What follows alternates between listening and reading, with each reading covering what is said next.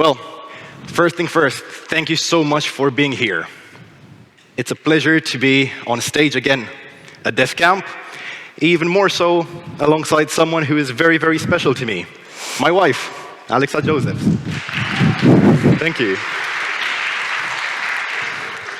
Today we're going to talk about online financial scams. Now let's take a step back. There's two main types of cybercrime. We have cyber-dependent crime, so these are criminal activities which wouldn't exist without technology. And then we have cyber-enabled crime. These are traditional criminal activities which have been enhanced through the use of technology. Online financial scams are cyber-enabled. This means that this talk will not be purely technical. I mean, don't get me wrong, we will touch upon some technical aspects for sure. However, the bulk of this talk is about social and psychological factors. And for this reason, I have Alexa here with me. Hello, and thank you for being here. Now, let's peel back the layers of these scams and analyze the psychological factors and the technical tools they use. And we will also learn how to protect ourselves and our communities from becoming the next target. I'm Alexa Josephs. I'm a cybersecurity enthusiast. I am a communication expert with a degree in psychology, a member of Women for Cyber Romania, and also the co-founder of HiveHack. And I am Matei Josephs, the other founder of HiveHack. I'm a self-proclaimed cybersecurity researcher, I suppose. That's because I just enjoy doing pretty much everything and anything related to security. Now, what else can I say? Well, Alexa and I will be publishing our podcast pretty soon under our HiveHack brand, so stay tuned for that. Cool. So this will be very, very fast-paced because we don't have much time and we have loads of information here. Here's how this research sort of wrote itself. Well, that and all those sleepless nights that we had to make sure that this is done on time. But somewhere around May 2024, we were at DefCamp Cluj, which was fantastic, by the way. Absolutely great success. I see you there, guys. We met Piotr Glaska from Infoblox. He had a fantastic talk about DNS security. However, at the speaker's dinner, he was telling us about how he used the Meta Ad Library API to look for scams. Now, I knew about the Meta Ad Library because I've been using it myself, and Ștefan Tiță, my friend and colleague from KPMG Romania, has been doing the same as well. However, I had no idea about the API. It was fantastic, mind-blowing to me that we could finally use a programmatic way to access these pieces of information about the scams. Then 2 months later, Alexa and I were happy and we're satisfied with what we collected up to that point, and we decided to apply to DefCamp, and well, it looked like it worked. We're here.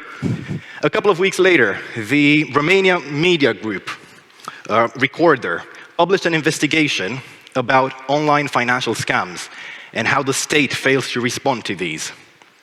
And guess what? A couple of weeks later, there's this joint law enforcement operation going on in Ukraine and Moldova, which ended in 12 arrests of people who were allegedly part of these scam operations. Now, fast forward another 2 weeks later, and I guess you can see a pattern here, Telegram's CEO is detained on French soil on suspicion that his platform is being used to share illicit content. And this was very, very interesting, because for once we noticed that social media platform owners are being held accountable for the way their platforms are being used. Now, what do we know about the joint law enforcement operation, Operation Deepfake? Well, the name comes from the fact that the scammers were using deepfake videos impersonating public figures, politicians, people with authority in order to lure victims into investing into these fraudulent scams. They would advertise on Facebook, for instance, and then the victims would be redirected to a landing page where they'd enter their contact details, or straight away into a fake investment page where they would enter their card details.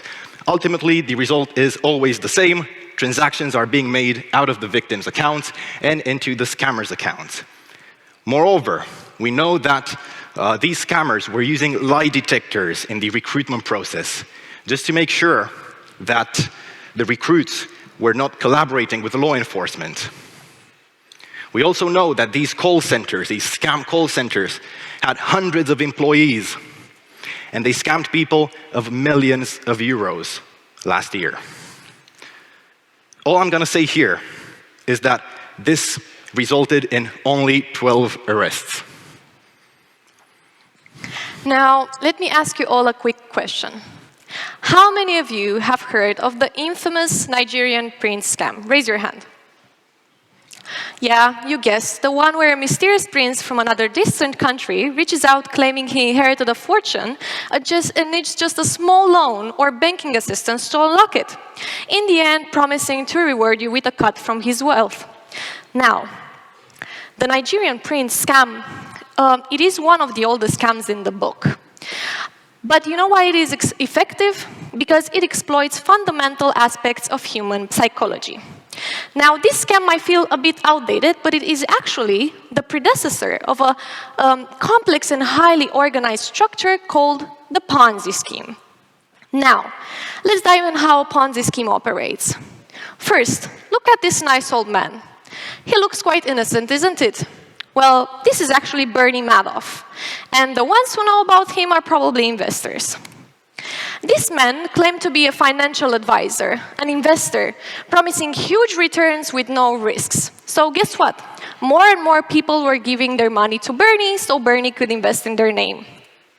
Now, people were happy, and that raised his credibility. But what he was actually doing, he was taking money from the existing investors, and he was giving the money to the newest investors, creating an illusion of profitability. Now, after years later, and billions of dollars later, people realized what Bernie Madoff was actually doing. And this was the biggest Ponzi scheme ever recorded in history.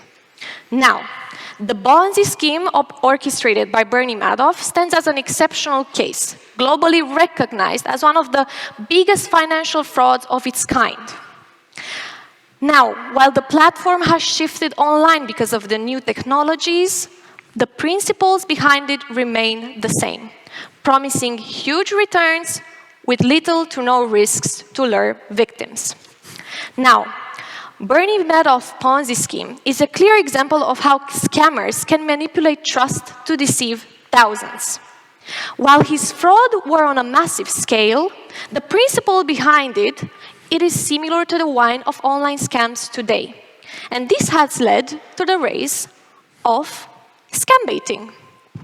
Probably some of you don't know what scam baiting is.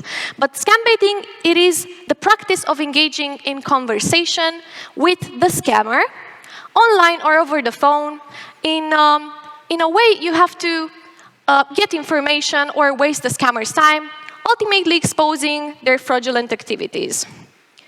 You may have seen the many scam baiters influencers today, scam baiting influencers today, but have you asked yourself, how do they actually do it? Are they legit? Well, the apparent methodology looks quite simple. First, you have to find the scam, that's easy, then call the scammer, then hack the scammer, which they typically refer to as reversing the connection. Then they hack the CCTV, and they call the police.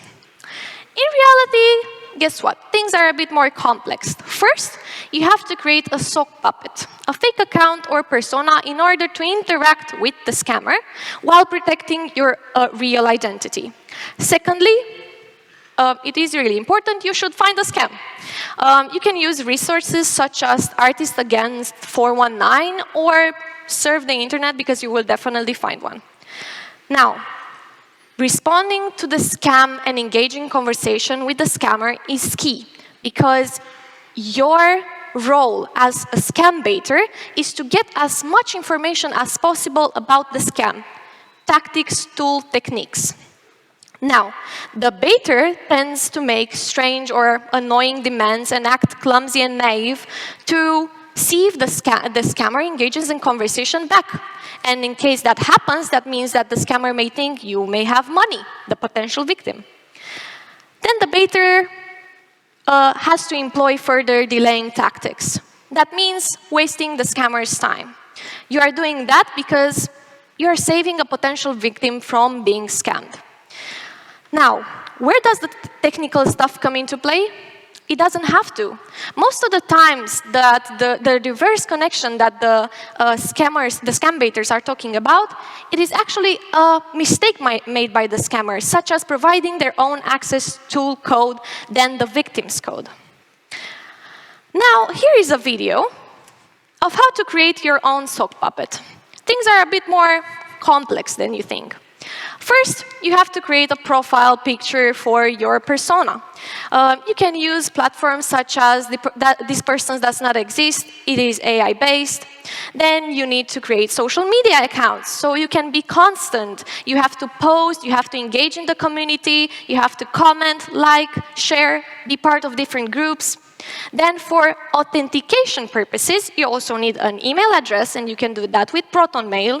Then you need a phone number. You can use a fake phone number generator or get a free SIM card from Orange, Vodafone, Telecom. Then you can use ChatGPT to create a believable background story.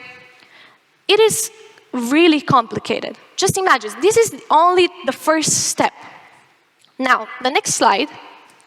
This is one of our favorite sock puppets. This is Popa Florin. It is a pretty basic Romanian name. And we want to show you how we made the initial engagement, how we engaged in conversation with the scammer. It is with sound. Any sound back there? Victor Bano. Maybe a bit louder, please. Văd că îmi zice că manager personal îmi e Victor Bano. Da, corect. Eu sunt. Dar mail-ul e de la Marius Soare. Da, este colegul. Am N-am înțeles. reușit să vă dau din mail-ul meu personal. Am înțeles. Da, aici e platforma. Right. So I'll be a bit louder than these guys. So this guy here on the phone, after a 40-minute conversation, he was pretending to be Victor Bano. And for those of you who aren't Romanian speakers, Victor Bano is the best possible name for a financial advisor. It translates to Victor Money. Well, this was an interesting platform that we played with for a while, but let's see how we actually got to it. And here's where the Meta ad library comes in. And it's an absolutely fantastic tool, and I'm very, very happy to show you something here. Actually, I can't think of a better place to show this than right here. These are the top advertisers in Romania in the past 90 days. Yeah, right. And the top 5 are definitely all presidential candidates. Well, let's look at one of them. Okay, this guy is out of the race, so no bias here. He's targeting people in Romania out of various regions. However, he's also excluding people from Brăila, Focșani, Râmnicu Vâlcea. I have absolutely no idea why. Then scrolling down, we see a clear bias for age. So he's targeting people between the ages of 35 and 55. Right, that sort of figures. In terms of gender, it's pretty clear as well. It's 11 ads targeting only women, I think 6 or 8 ads targeting only men, and about 600 ads targeting all genders. And then scrolling down to interest groups, we have people interested in investments, in mass media, in newspaper, in government agencies. Well, I know it's pretty fun to do this manually, but it's not feasible to do it for, well, thousands and thousands of ads. So here's where the Meta ad library came into play. And using it and a couple of keywords, those were Hidroelectrica and Petrom. These are 2 large Romanian companies, which we know for a fact were targeted by these sort of scams. We found, well, over 10,000 ads. We did a bit of manual triaging, and we were left with almost 7,000 potential scam ads. Now, some of them were targeting very, very specific locations. You can see here, targeting people in Romania, but not in Tulcea, Zorleni, Smârdan, Vaslui, Iași, and so on and so forth. which to anybody with some understanding of Romanian geography translates to something very, very simple. Location in Romania and not in the proximity of Ukraine or Moldova. So, this being said, going back to Operation Deepfake, which we know operated in Ukraine and Moldova, could it maybe be that the scammers didn't want to target their friends, their families, their neighbors? I honestly don't know.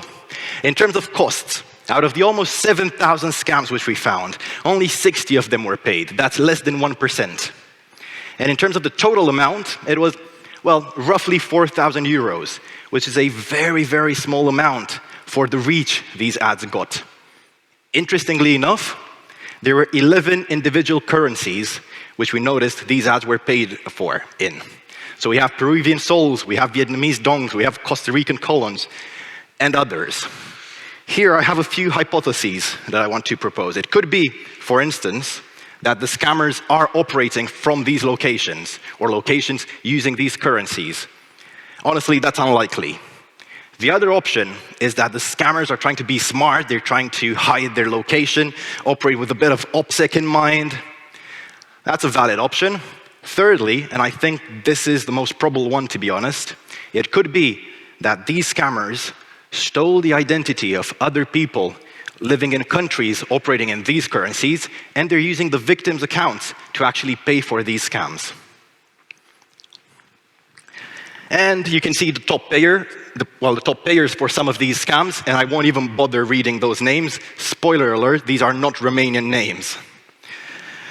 Right.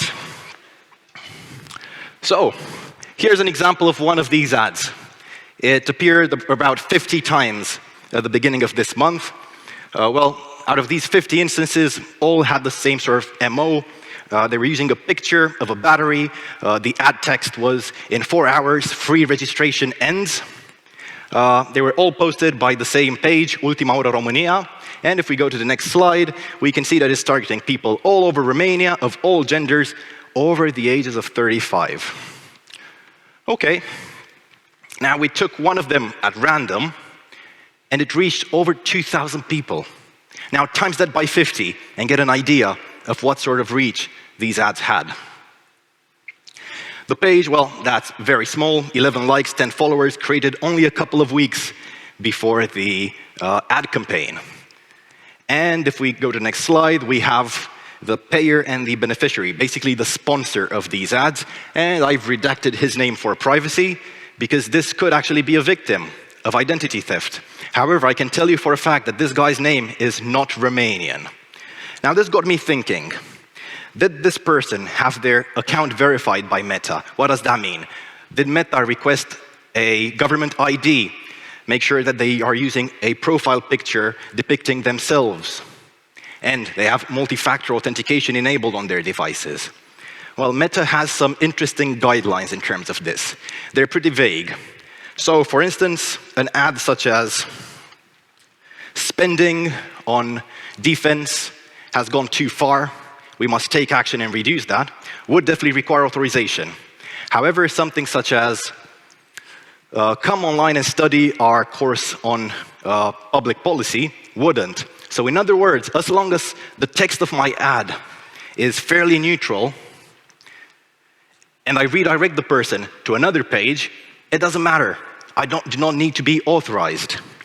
So going back to the example of online financial scams, something such as get rich quick with Hidroelectrica may require verification.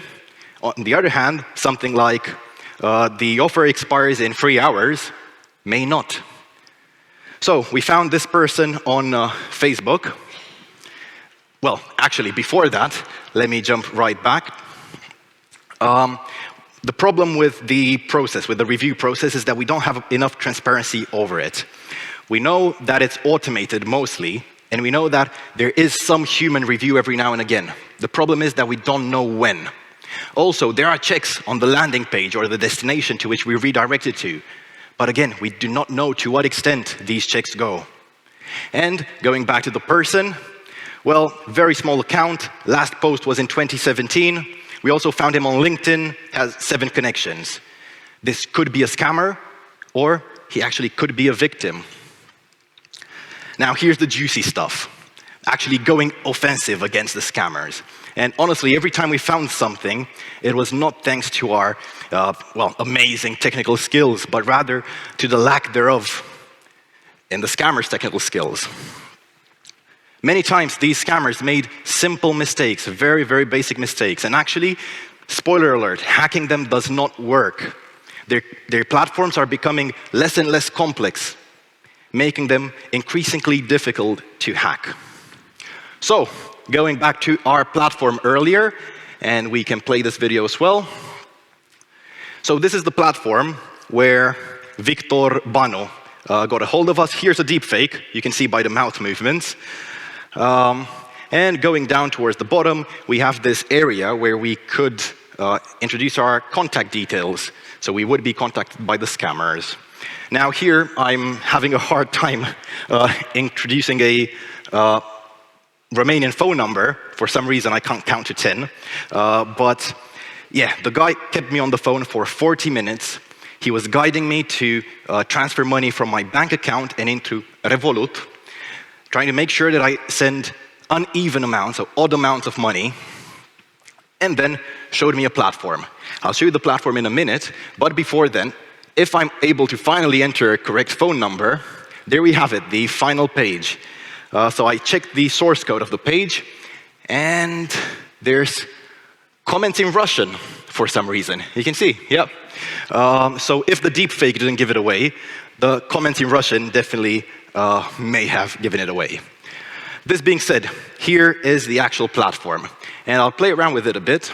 The platform itself was pretty interesting. It has this feature of raising tickets. And once you raise a support, or shall I call it a victim ticket, there's a specific request. Where did you go? Okay, feels like I'm incapable of doing this.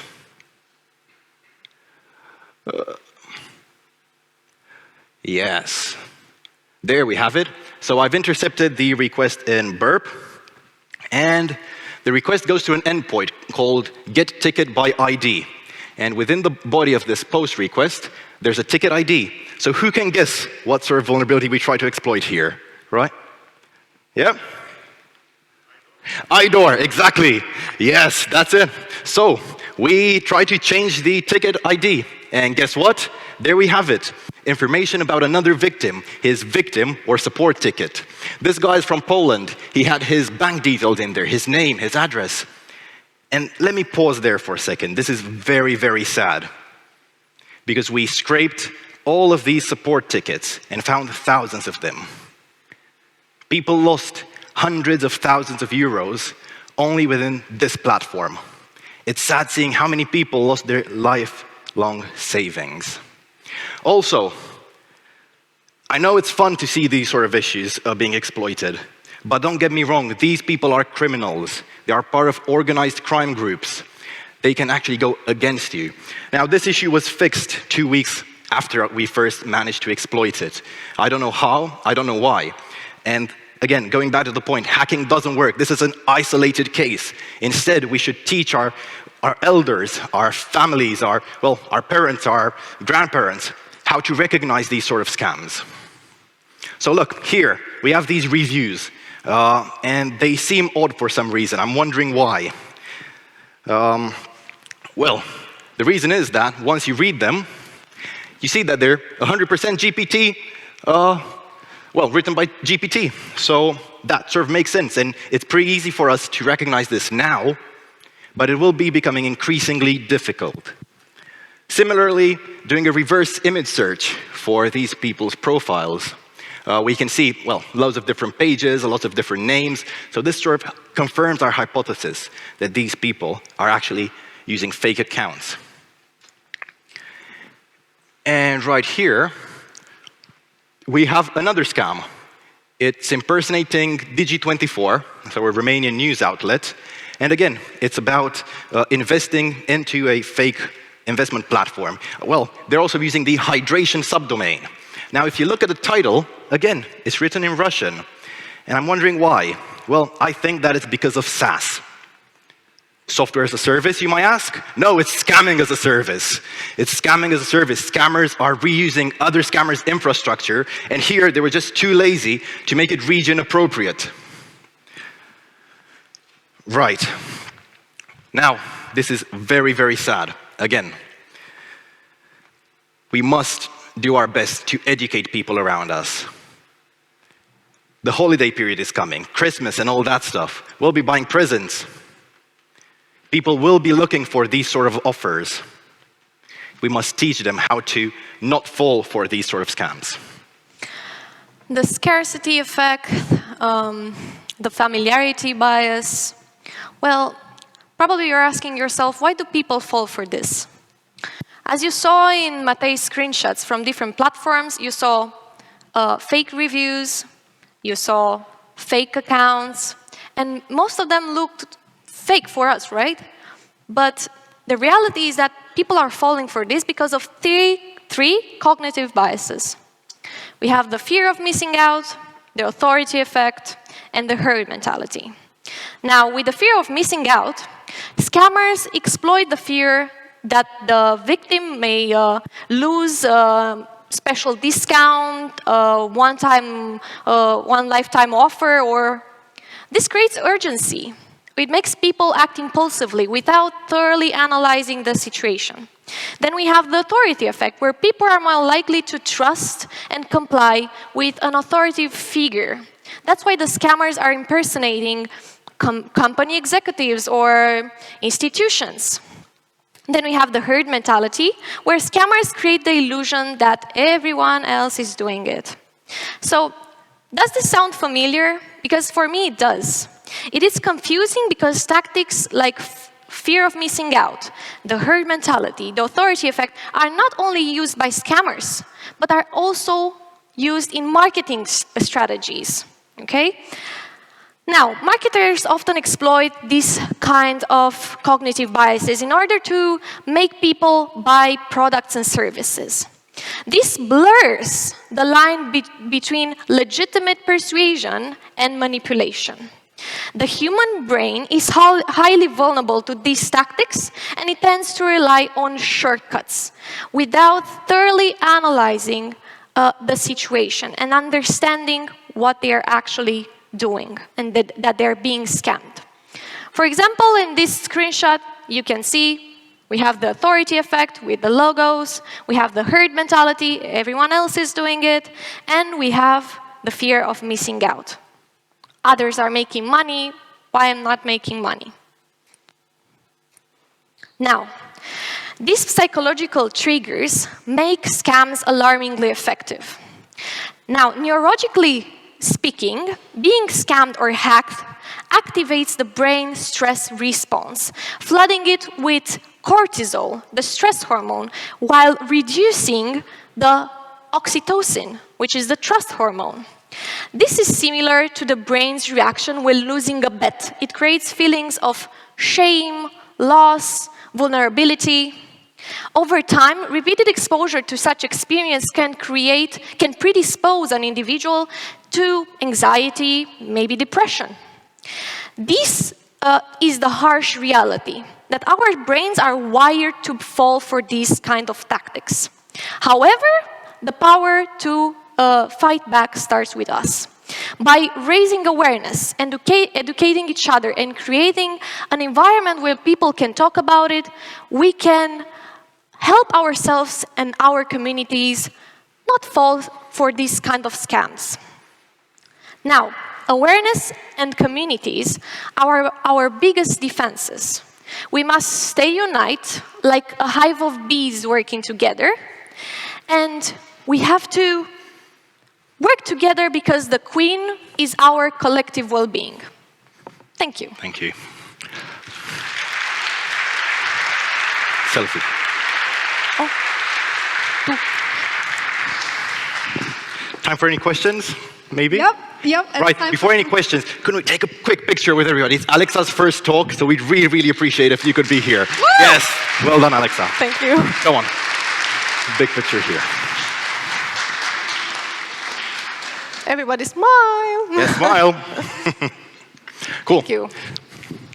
Any questions? All right, we have time for some quick questions. Yep, we have 2 over there. These are the only ones that we'll be able to take.